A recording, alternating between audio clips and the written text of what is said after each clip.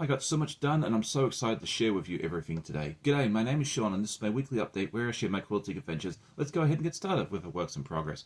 First up is some more progress on the quilting on the scrappy triangles, and this has been such a fun project and I've gotten quite a bit done. So I want to show you what we've done. We've got the green and the blues done here. I'll have the little star here in the middle of this green one. Try and show you some more. I've just had a lot of fun working on these little squares. And then flipping around to the other side, all the reds and pinks are now done as well. So each square is unique. I've tried not to have the same quilting design 2 times in a row. I think it's turned out really nice. We have about 10 squares left to go, I think, here on the blues and purple side.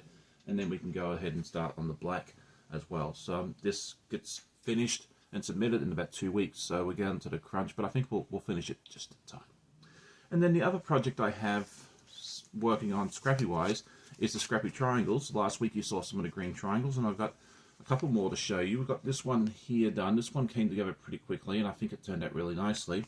And then I thought I'd finish this one right before recording the podcast and realized I've only done the middle, but we'll show you this part anyway. It's a beautiful butterfly fabric I have. I think this one will turn into a very nice star. So next week, hopefully if I don't forget to finish that one, we'll go ahead and finish that one there as well. And then I also got some more work done on the Puzzle Mystery Quilt by Cotton Cuts. I did finish Clue 7. Like you saw part of this last week, but this section is now done. And then, where's the other part? Oh, there it is. Right here as well. So this is about the time where I try and figure out how this whole thing goes together, and I have not the first clue. I think it's going to look somewhat similar to some of the others in the past, but it's going to have its own unique thing. I just don't know how it's going to work out. Maybe Clue 8 will give you some more clues. Anyway, if you're doing the Puzzle Mystery Quilt, let me know if you've figured out the map already or not. I'd love to hear in the comments.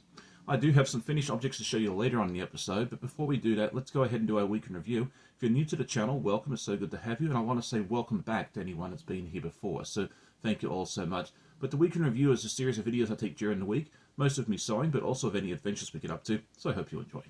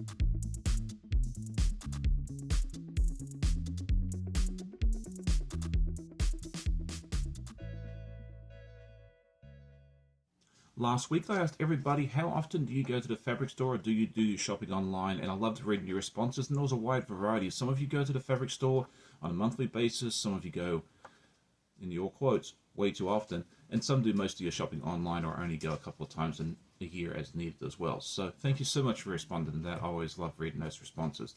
This week I wanted to ask, when you do your ironing during the piecing process, do you press open, do you press to the side, or does it matter on the project? For me, I mostly press open, like so.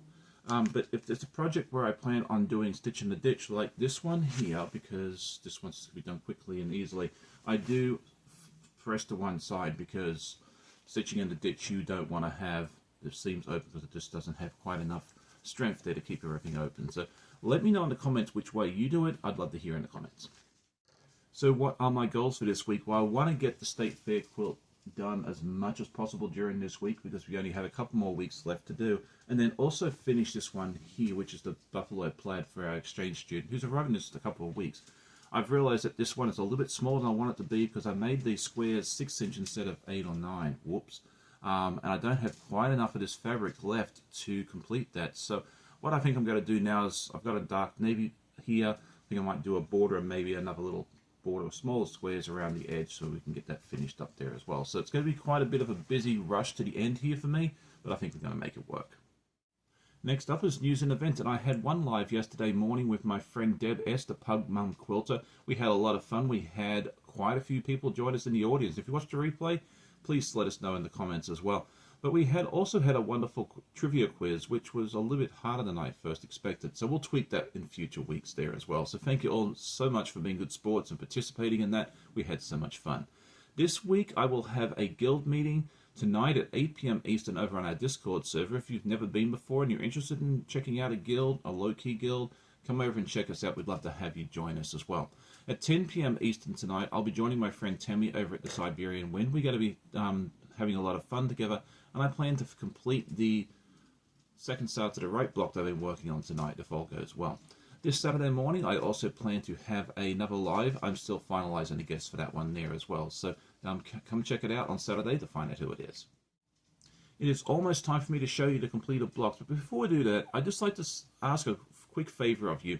I've put out a small survey on and I put the link in the description as well, just to ask you your views about the channel and what you like and any suggestions you have and that sort of thing there. I would love it if you just take a few minutes out of your day to fill that out and let me know as well. The links sometimes don't work directly from YouTube, so you may have to copy and paste. But if you could take a few moments, I would love it. Thank you so much.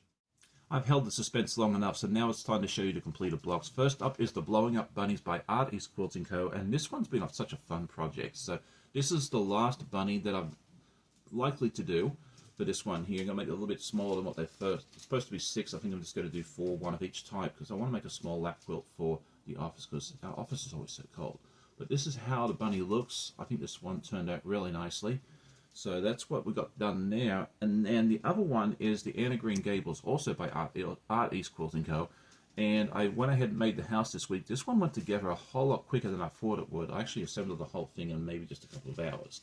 So this is what the house looks like. And having been to the house myself about 15 years ago, it looks pretty close to the actual house there as well. So if you're a fan of that series, that pattern is available on the East Quilting Co. site. I do have an affiliate link for that and all the other products that they sell as well, which helps out the channel financially if you want to do that sort of thing there as well. So that is it for today's episode. If you enjoyed it, please hit that like button. It helps the channel out immensely, and leave a comment. That helps as well. I hope you all have a great day. Happy sewing, and we'll see you on the next one. Bye.